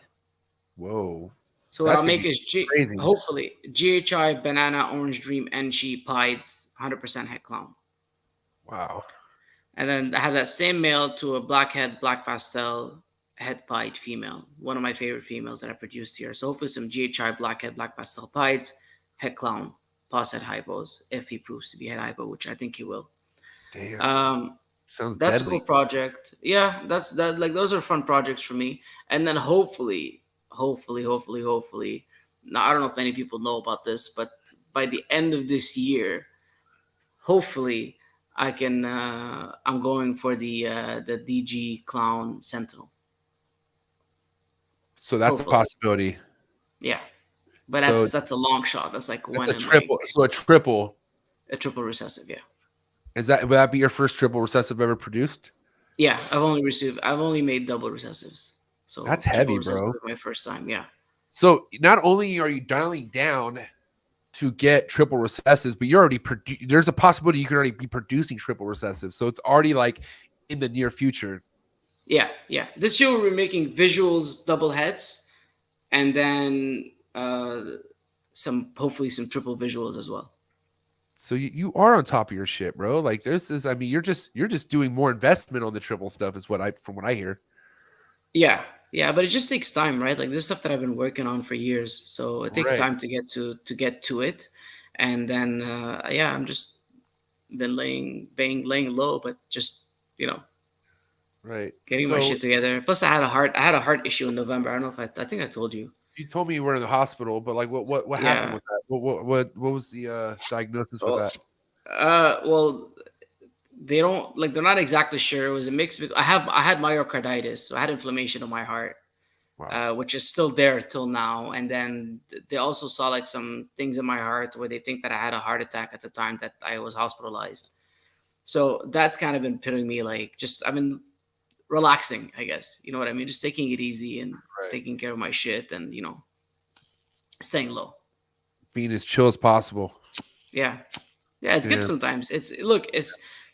Sometimes it's good to get some time for yourself, do your shit, take care of your stuff, relearn a lot of things. Like I've been listening and watching a fuck ton of like podcasts, listening to courses, doing masterminds, like just a bunch of like self-growth shit, just to kind of like get through that next level in your life. You're always trying to like level up, and I think you have to like you have to focus whenever it's time for you to do that.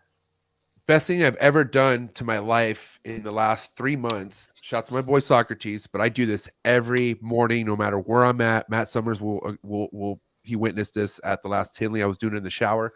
But affirmations, bro. I do these affirmations, and I do other. I found the one I love. Like it's a Bob Clark one, but literally like my day that like after that's done. For whatever reason, it's like starting a car and I'm just fucking ready for the day. And all that shit carries. Whenever I repeat it to myself for that first fucking 15 minutes, literally stays in my head. And that's really all the positivity and shit that I'm thinking about. And it works quick, meaning if you just give it a couple days or a few days of just doing it and really sticking to it, you're going to notice a change really, really quick. It's powerful, man. It's so powerful. I recommend it to anybody out there who's like struggling, just being happy or struggling with just getting through their day.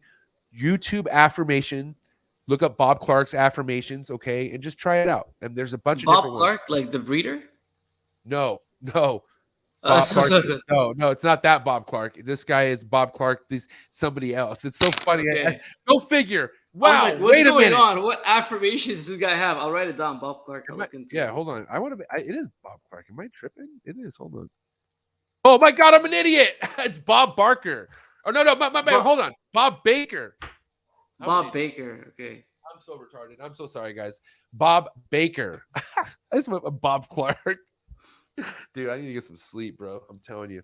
I did sleep, but fuck. On my mind's just Bob Baker. I repeat, X out. I can't edit this, obviously. It's live, but just forget about what I just said. It's Bob Baker affirmations on YouTube, and you could thank me later. There's a bunch of different ones too. Like there's ones for anger, positivity, like relationship ones. It's nuts. Man, I don't know.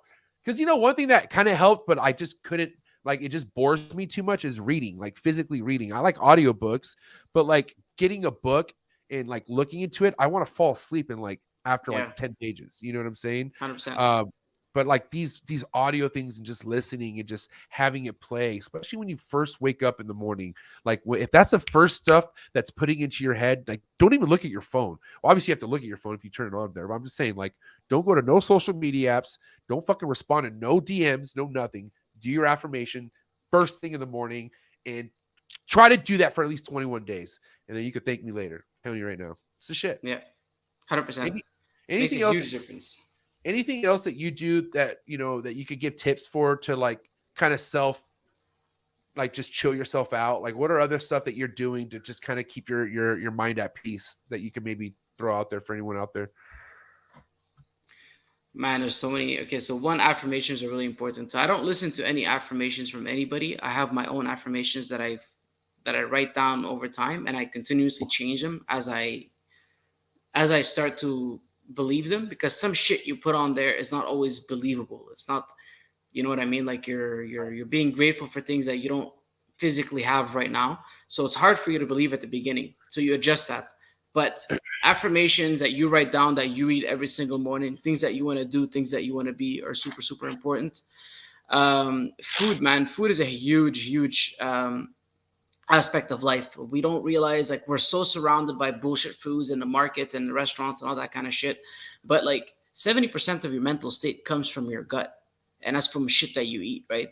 So the more shit that you eat, the more depressed and the more sad or more frustrated or angry you're going to be. So the minute that you fix that, everything else is going to, follow, and you're going to feel a lot better.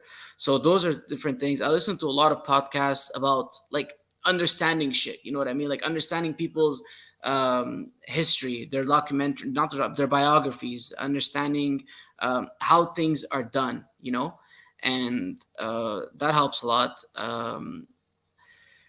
Take mushrooms 100%. Mushrooms is one of the best things that's ever happened in my life. That helps a lot. I'm not telling you. That's my big dude. That mushroom microdosing got me off bipolar meds. I was on bipolar meds for like 3 years or something like that, and ate for my anger and shit like that. And I hated being on meds. Like it fucked with me, like because it was helping in a sense. I was realizing the way I was acting, but I just didn't see myself taking meds for the rest of my life. I was like, I don't want to fucking eat these pills forever, like, because I don't want to be dependent on it, So shout out to my boy Lawrence, but my boy Lawrence put me on game with chocolate microdosing. And I was kind of like timid at first, because when I used to mushroom back in the day, I was on ecstasy and all sorts of other drugs. I never just used mushrooms for what mushrooms could do for you, like just by itself. Okay, weed too, that helps. But I'm saying, like, it's a fucking real medicine. And what's funny? Something that stands out to me that we had a conversation about this, and I think I was being typical dickhead MJ, but you were like, MJ, weed is not a medicine. And it's not. Weed isn't a medicine because weed doesn't heal anything. It just makes you forget about your current situation, and it makes you cope with it. It makes you just be okay with what's happening. That's what weed does, right? but I truly feel that these fucking mushrooms cures something mentally in your head if you're fucked up. And I'm fucked up. They're 100%. using it to cure cancer. They're using it to cure a bunch of shit right now because it actually rewires your neurotransmitters. And it basically reconfigures the way that you think. So if you're like, let's say in a depression is a continuous round thought of thoughts. So you're continuously thinking in a circular motion, like your past, your future, anxiety, and it's continuous. The minute that you start taking mushrooms, your neurotransmitters start rewiring. But like, for example, instead of going in a circle, they start going across. This is just to give you like a visual example of what's going on, So it starts to rewire how you think, and you start to perceive things a lot differently, so very important. And I'm telling you right now, man, like I said, 3 months, actually longer. I've been microdosing longer than 3 months, to be honest. But, it's to the point where I'm so interested into the brain. Like it's making me want to be more in tune to what's going on in here because I just act the way I act. Right. But thinking is so like, you're so much powerful if you just use your head. Right. And I'm starting to realize that. And power of the brain, man. The most recent thing I'm realizing, and I'm realizing the scary power of this, and my wife is not a fan of it, but I'm trying to tell her this isn't going to be a normal thing. But I recently tried DMT, bro. Like, I mean, I've done DMT before also, but I did DMT just like on her, just chill. Like I just, I vaped it, and dude, I tapped out for like 15 minutes, and it was unbelievable. Yeah, scary, but unbelievable what it did. It just, I came back from just such an appreciation that I'm back. I thought I wasn't going to come back. I can tell you that. Oh yeah, like physically, I thought I was gone. I thought I was gone and not coming back to like waking up. Like I was here but not here, and it was like. Did you see elves? I heard you see elves. Yeah, no, I saw figures. I didn't see no elves or jokers or anything like that. I saw shapes that I didn't want to look at, but I had no choice. Like it was intense, bro. And things were moving. I saw like a worm that was like it looked like a video game, but it was like going like this. And I was just following it. And I thought that could get me back out. And literally it got old being scared if I was going to get out. So it was kind of a panic, right? But all I know is I tapped into another world, another part of my brain that I'm realizing what DMT is now. Like Joe Rogan talks about it. I've heard multiple podcasts about DMT, and Mike Tyson's talked about it, and Joe Rogan like does DMT like not a lot, but he'll fucking hit that, And what I experience, I feel like that's all I kind of really need. I'm okay right now for a minute, and I appreciate it just so much. It's really hard to explain, but the mind, bro, like especially if you never really cared about your brain and you're like mid-30s like myself and you're trying to heal, bro, nothing is better than microdosing. I'm telling you right now. Yeah, 100%, bro. And like it's addicting once you start using your mind and what you're capable of developing with your mind. It's addicting. It's the whole nother level of thinking and awareness of what's going on. Like fasting, I do a lot of fasting now. And fasting has completely changed how I think, you don't need to eat so much, bro. Humans don't need to eat. We don't need to eat breakfast, lunch, and dinner. You're going to constantly feel like shit. And you're going to constantly always be hungry. One thing I always figured out is like, I still pig out at night. Right. But like the way I fast, I do intermittent fasting too. Like that's my regimen. I don't eat. My first meal is not till like 1:30, 2 o'clock in the afternoon. And then I'll eat everything I need to eat till about 8 o'clock, 9 o'clock at night. And then that's it. I go to bed really early, but I don't wake up feeling like, oh my God, I'm starving. Like you ever like eat so much and you wake up the next day and you're still hungry and you're like, why am I starving so much? Like, dude, that's like the fat person like in your head that's saying like, oh, feed me more, but you don't need more. And dude, another podcast fucking piece of knowledge I learned from Joe Rogan, intermittent fasting, dude. Wow. Like right now, that's the way to 100%. Go too, man. You don't need to eat so much. It relates to even our animals too. What's one thing we do as humans to these animals? We fucking overfeed the shit out of them. Like we feed them way too much, and especially monitor keepers and stuff like that. Majority of monitor keepers fucking just feed their monitors rodents. That's it. And that's not really the case in the wild, So yeah, man, it's a trip. I mean, the whole, like, these are all important things you should really implement in your life, especially if you get older. Yeah, or else you're just gonna keep being miserable. 100%. Yeah, I agree with you, man.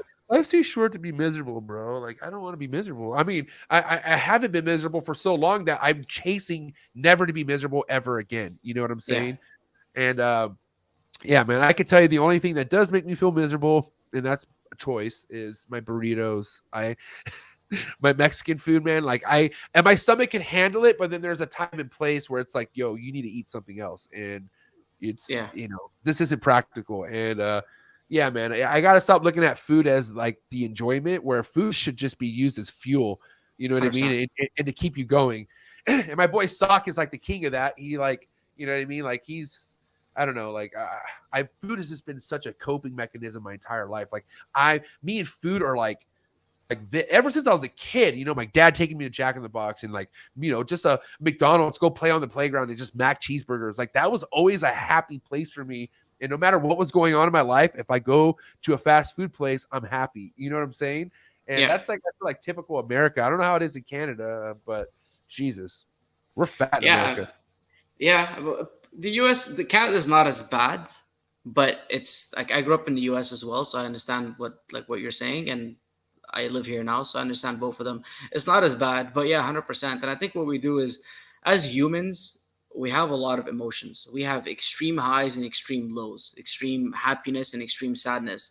And I find that because of how we grew up, whatever reasons we have, we cope with sadness or happiness with food. We relate the two all the time, right? Yeah, it goes hand in hand.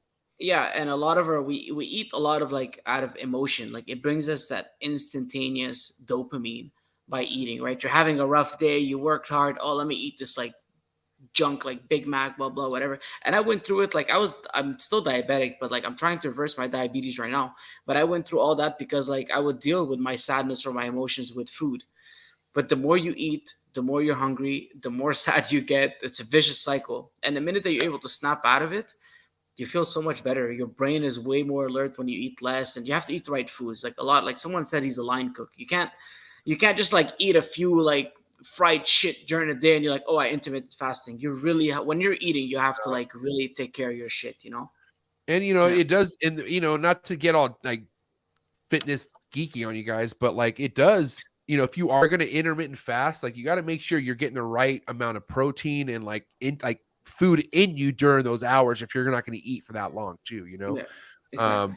So I don't know, man, all important stuff, but more than anything else, I mean, what's your situation as far as you coming to the United States and coming to shows? I mean, I know I didn't see you at TINLEY. I was sad. Saw Big Willie. Did you hear? Did he probably didn't even tell you the story? And I'm going to keep bragging about this because I saved his fucking night, saved his trip. But do you hear how he lost his wallet? I didn't hear how he lost his wallet, but I heard that you found his wallet. So I'm at the bar, and I don't know who I'm talking to, but then Will comes. He's like, MJ, what do you want to drink? And Will's like, I would say he's probably like 70% fully hammered. Will at that point, he's feeling good, right? But he's talking to me, and then he has his wallet in his hand, and I notice he puts it down while he asks me for a drink. And then that just stood out to me. I'm like, all right, he put his wallet down right there. So, and then I was like, you know, continue talking. And then like 2 hours goes by, right? And I see Will in the hallway like this, like fuck, man. Like he's like, I lost my wallet, bro. It's gone. I'm like, what? And he has everyone else like, yeah, man, he lost his wallet. And like, I guess he had been looking for it for like at least a cool 40 minutes or so. And I'm just like, and I was like, dude, no, I was like, hold on. I think I know where your wallet's at. I literally walked back to the bar, that corner. And I will say it was hidden under somebody's purse, but there it was, his fucking wallet right there. Stacks of fucking 100. Just, I'm like, here, bro. And he was like, oh my God. He tried giving me money. Actually, he did give me $100, which I lost, but appreciate you, Will. But fuck, bro, what a night that was. I wish you were there. If you would have been there, that would have been epic. But anyways, yeah, that happened. Found his wallet. He was happy, and then end of story. But yeah, you were definitely missed. But what is October looking like? Arlington, anything like that? Like, what's going on? Probably October. The October show, I'll probably head down to TINLEY. I'm most probably coming, like, it's like probably like 95% that I'm coming out to SD in July, right? Dude, Khalil at Trap Fest and Sam, right? And Sam. Yeah, we're both gonna come down. Bro. Yeah, Hopefully, and Patreon, we'll probably go to that show. Patreon members. Did you hear that? Khalil 514 and Sam are going to be at Trap Fest 2022. That is epic. Yeah, You can't hang out with the alpacas the whole time though. You got to hang out with us. Like, I love those alpacas. I can't wait to fucking see them. Yeah. Oh man, Yeah. that's awesome. I mean, I think has Will or anybody of your homies vended in the States before? Like, how hard is that? Like to bring animals, and I'm just curious how that works. Yeah. So I think the year that we were going down, that COVID happened, Will was supposed to vend, and it got canceled. It's hard because you have to get permits for your snakes to go down there. Right. Like your CITES permit, right? So so whenever you got to apply for the permits, and then you got to get someone to ship them out for you, and then have them at the show whenever you're there. So it takes a few days before. And then on your way back in, you got to do the same process again. You got to ship them out to somebody that's going to do your paperwork, your CITES permits, and ship them back up to you for whatever you don't sell, Right. So it's a little tough. Unless you're making like big money, it's gonna cost you a lot of money, right? Like shipping down the snakes will probably cost you like $2 or $3 grand. Shipping them back up will cost you another $2 grand. And then you got to get all the setup over there. You got to drive down with your displays and everything. So no, I don't really know if anybody. I know like people that have vended like NBK Reptiles. Right. He's like a big import exporter here in Canada. But he vends a lot of like lizards and corn snakes and stuff that doesn't need any CITES permits. Nice. Right on. Yeah, I was just curious because yeah, I mean, that would be sick someday to have maybe you and Will booth set up at one of the Tinleys or some shit in the near future. That'd be sick. Yeah, I'd do it for sure. I'd do it like 1 year, like a good year in terms of like production and shit's figured out, getting the permits and all that. Like for sure, it'll be fun to do it. But then again, I want to have fun when I'm down there. I don't want to sit behind the table and try to, That's what I'm saying, man. Like, as much as like, that's why I feel like if I'm older and I'm more like kind of not burnt out, but like, all right, like I know what's happening out there, which I'm not over that yet. I still love being out there. Like I love being all around, all over the place. I like just going to the room and sleeping if I need to. I'm notorious for that. Like, cause I'll wake up hella early. I'll hit the floor before anyone else could possibly be there and see what I need to buy or what's even there. And then by like noon, I'm like, all right, I'll check you. I'll see you guys like around 3 or 4, and I'll like, I'll tuck her out for a little, because I already know the night. Like the U.S. Arc, like it's a long night, bro. Like the nights get long, so I know how to play this. I'm an old man too. I gotta make sure I'm energized. Yeah. All right. Yeah. Listen, I have oh wow. I know. Listen, shout out to all the Canadian hitters in the building. I will say I was really impressed, but this just got very impressive. Oh shit, Mr. Mark Mandic. Building. How you doing, sir? Thank you for being here, Marcus Mandic. Mark Mandic. Much love. But that being said, what an amazing opportunity for this closeout question. But mentorship, man, obviously a huge part of where you go in this hobby, no matter who you are. It's all about mentorship, I feel like. What are some tips you could give to anybody new coming into this who needs help finding mentorship, or just maybe having a hard time fitting in where they need to, or just connecting, period? What would be some advice coming from you, Khalil? Oh, fuck. There's so many different ways to approach that. Okay, so, I mean, if you're going to go into, first of all, before you go asking a lot of questions to people and, just like, because I have a lot of people coming to me and telling me like, hey, I want to breed ball pythons. What do I do? Right. It's like, there's like 5,000 videos on YouTube that you can start there. You know what I mean? So I think it's first of all, try to help yourself first before trying to get a handout from somebody to mentor you, right?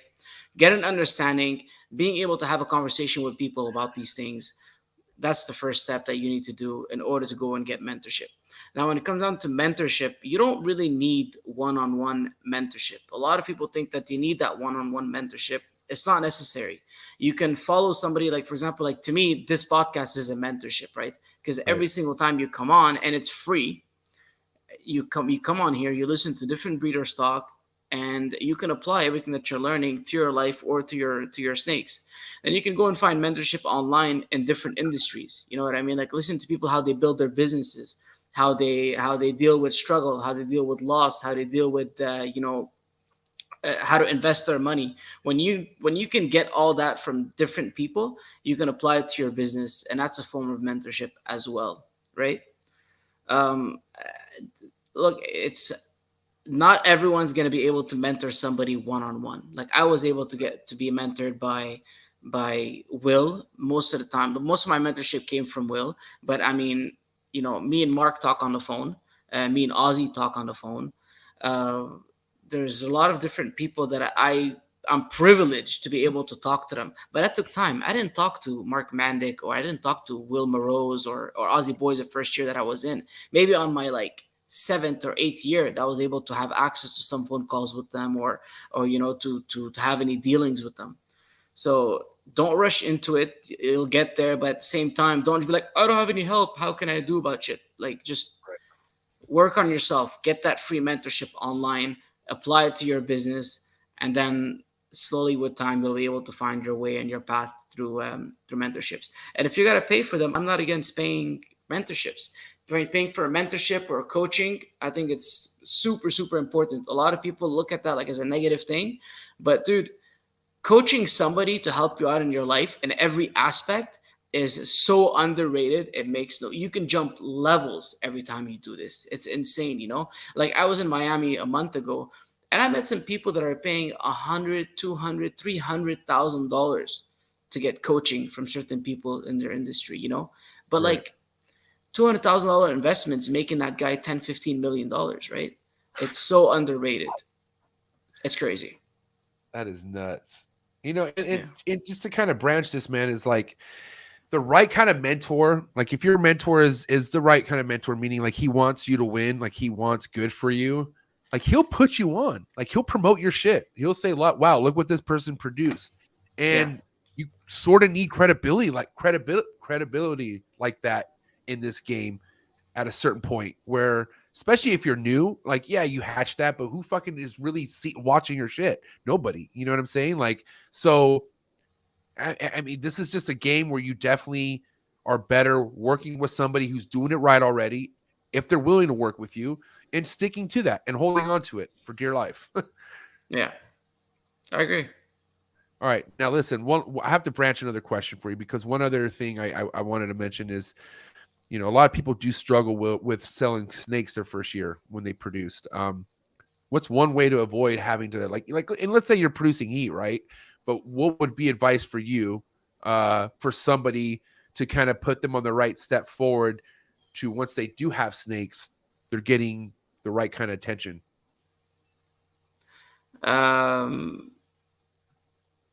I think you can, first of all, market your shit even before you start producing heat and you start producing clutches and that kind of stuff.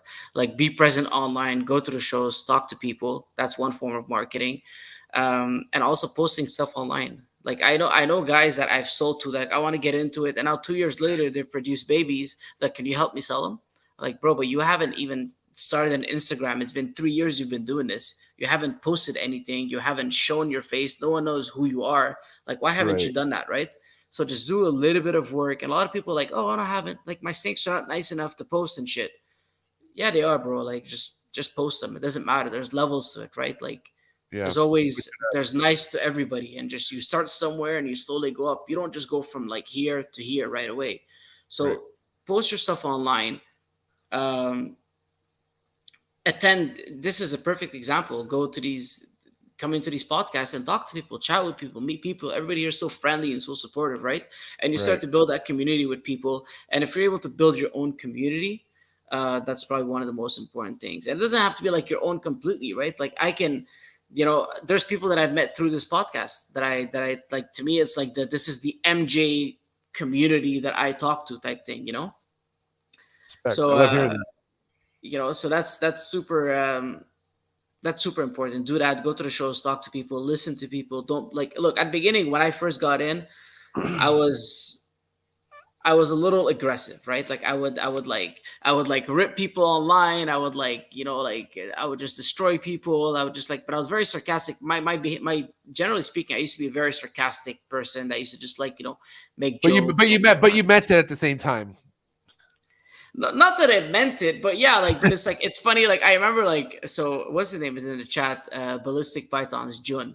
So Jun, at one point, because I don't know, some guys started shit about me when I first started. I don't know what it was, like that Western Canada guys were all like, oh, Khalil, blah blah, whatever. I never even met the guy, and he posted a snake for sale. It was like a GHI male of some sort, and I was like, hey, how much for him or whatever?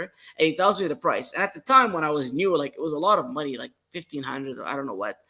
And then I go, oh man, that's a lot for something with such high mileage. This guy just blocks me for saying that, right?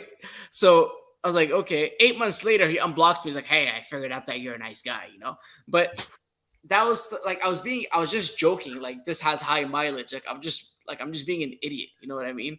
So I guess kind of watch out how you talk to people, because there's a lot of dude, you made such a good fucking point, because I shared something to my Patreon. I don't know if I shared it to everyone, but I have a couple different Patreon pages on Instagram, and there was a person who sent me a message. You know, you get the private, like the it's like the people who message you that don't follow you or whatever. It's like in a weird folder or some shit. Anyway, so I see his message, and he's like, hey man, I came from Miguel's Patreon page, and I have to say, you know, you earned my follow. Like, you earned a follow.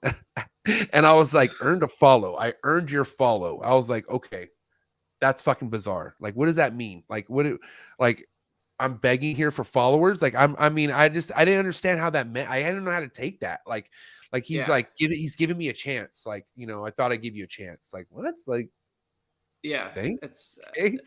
that sounds like a little bit of an entitlement sort of behavior. Yeah, it's like, bro, really, I mean, no Yeah. offense. I appreciate all my followers, man. By the way, hit 15K. Much love. That's sick. Awesome.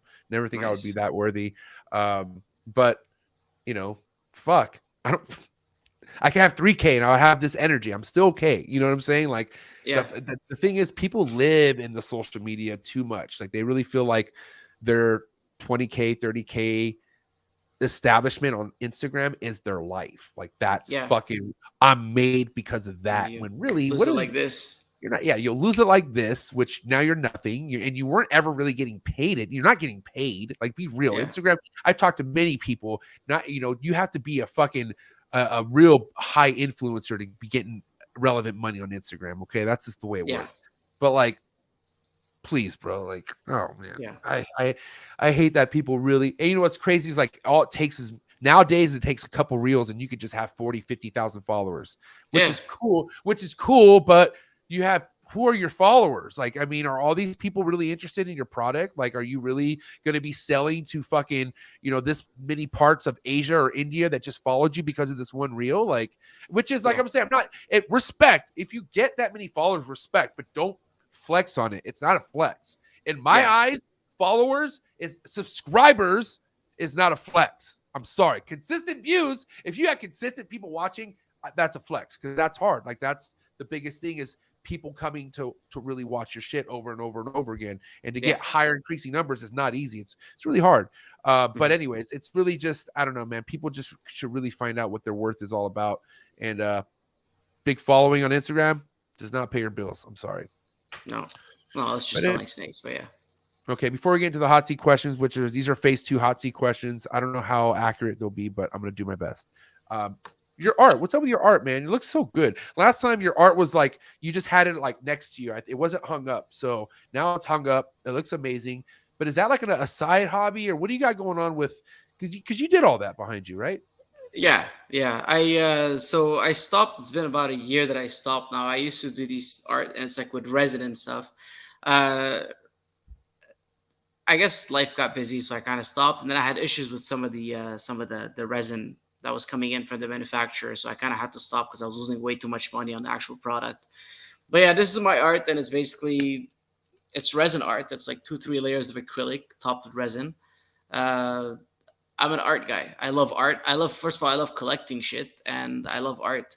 So I guess that's why I like the snake so much, because to me it's living art. When I'm producing all these different genetics and these combinations together, and you look at them, you're like, how to, like, you know, it's crazy, like these colors and these patterns and everything, you know. So yeah, that's my art. I like collecting art. I have a few pieces that I collect as well, and I have a lot of like like collectibles, but this is art that I do. Yeah. So what would one of those pieces go for? Like if I wanted one of those, how would that happen? Well, if you own one, it's not a. I have two missing because I just sold them. Are these for sale? Are these for sale or what's going on? Whoa. Hold on. They're just sitting in my like. I had one here and there that sold. If someone wants them, someone tells me like, "Hey, I want a piece of art," they can come look at them and see if they want them. But like for example, that one right there, like I sold one similar to that one, that size for 3,000 Canadian. Wow, so it's like respect. 2,300 US about. It's not a lot, but it's still sick. It's nice. And that's all. I mean, like for instance, how long did that take you to do that piece? So the resin only has a half-hour work time with it. So it takes me about 2 weeks to make it, but realistically speaking, it's a total of like an hour and a half. It takes me like half an hour to prepare the board, and then half an hour for the first layer, and then half an hour for the final layer. That's awesome, bro. I love seeing like these other kind of crafty, gifts that breeders have and shit like that. I think it's awesome. Hopefully you can keep it up because I'm just honestly, based off what I see, I think you're talented at it. So thanks, man. Yeah, for sure. I want to do art. I'm just not sure if this is what I'll continue doing or not. I know that I want to do some like sculptures. I have some ideas of like different like figurines that I want to build. So we'll see how I, get into that. All right. Well, hot seat questions, and then we're going to end this round 2. Great episode, by the way. Thank you, Khalil. This was an amazing time. Thank you. Which I already knew it would be. Me and you always know how to bring the heat. So, all right, hot seat questions for Khalil. Khalil, you know how these work. Don't be JP. Don't lag. Let's hit them, right? It's been a minute, but let's go. You ready? Don't be a JP. Yeah. Hot seat questions for my man, Khalil. You ready? Let's go. Yeah. If you had to breed rodents and you could only pick one, ASFs or rats? Rats. Was that the question? Yeah. Would you do ASFs or rats? Yeah, rats. Yeah. Okay. A cut or no cut? A cut. What day would you cut? 55. If nothing pipped, 55, you would cut for sure. Yeah, I'm not gonna lie. I got two ants. Yeah, just like a fucking cut. One other snake you could breed other than ball pythons, if you can.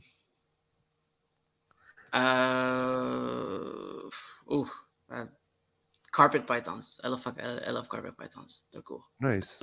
Yay imports or boo imports? Who? Yay imports. So would you approve imports to be imported, like Indonesia, reptiles and shit around the world? Yeah. Or would you not approve imports? Which one would Are we talking about ball pythons or just like anything? What? Anything. Like you have the call. Khalil has the call for importation to go into Canada. Yes or no? Yes. One reptile you could import today that's not ball pythons.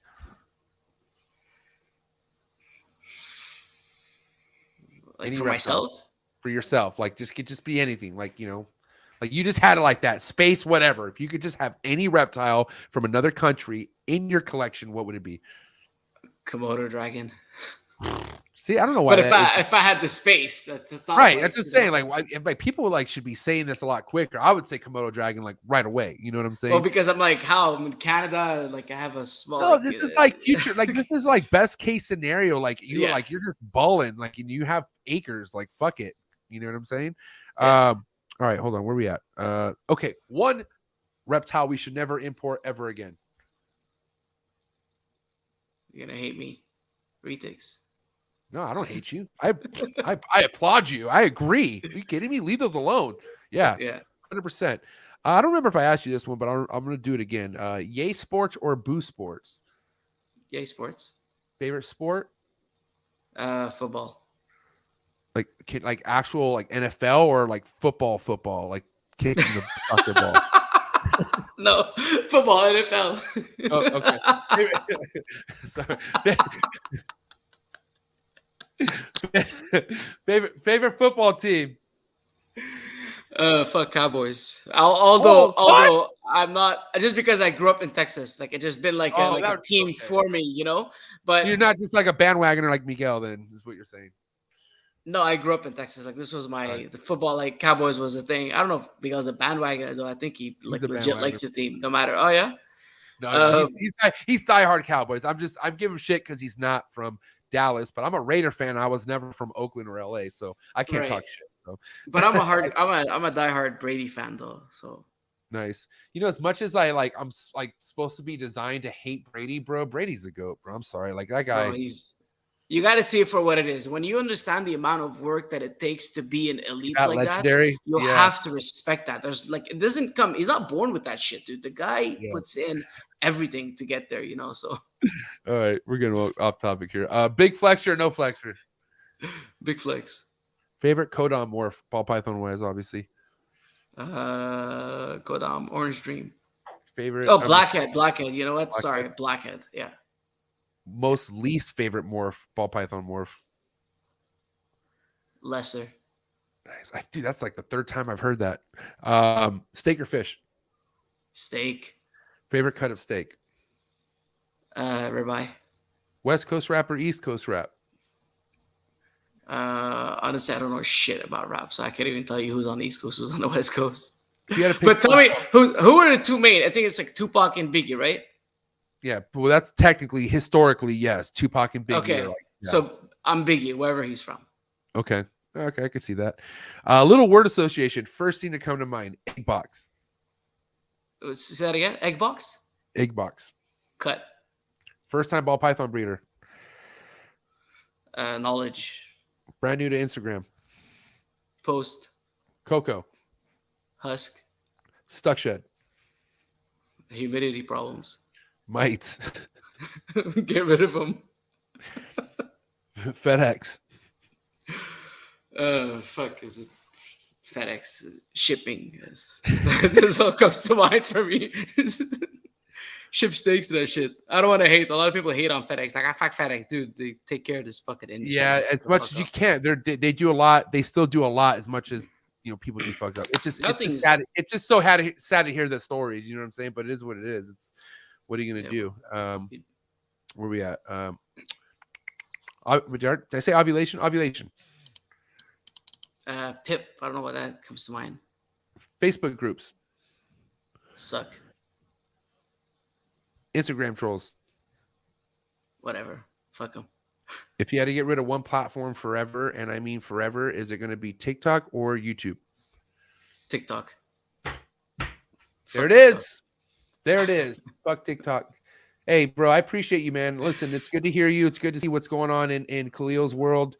Tell your boy Sam, tell your brother Sam, I miss him. He's the big dog, and I need my one-on-one with Sam. It's going to happen. So yeah, for sure.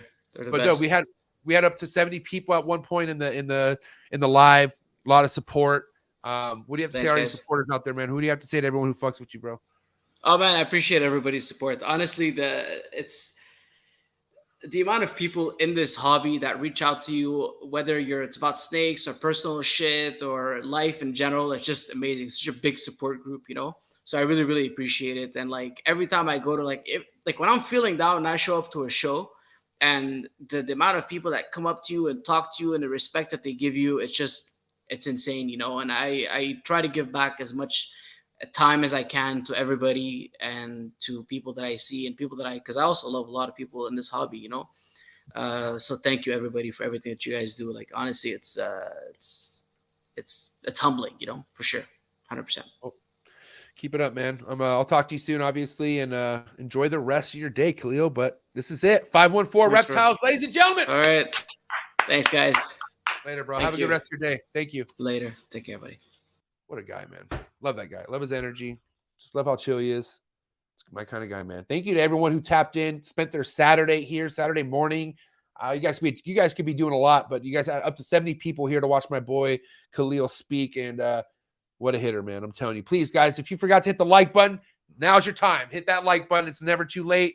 And I'm questionable about what I want to do tomorrow. Obviously, there's no Bob Clark episode tomorrow, but I might go live still. I don't know. I might just go live myself and just speak on some shit. We'll see how I feel.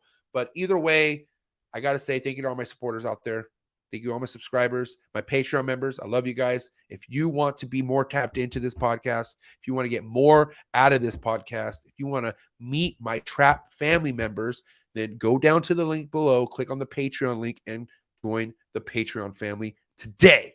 Thank you so much for tapping in, guys. Enjoy the rest of your fucking Saturday. I know I'm going to do 2 things. Well, 3 things. Okay, maybe 4 things. Smoke, eat. I'm out. Cheap.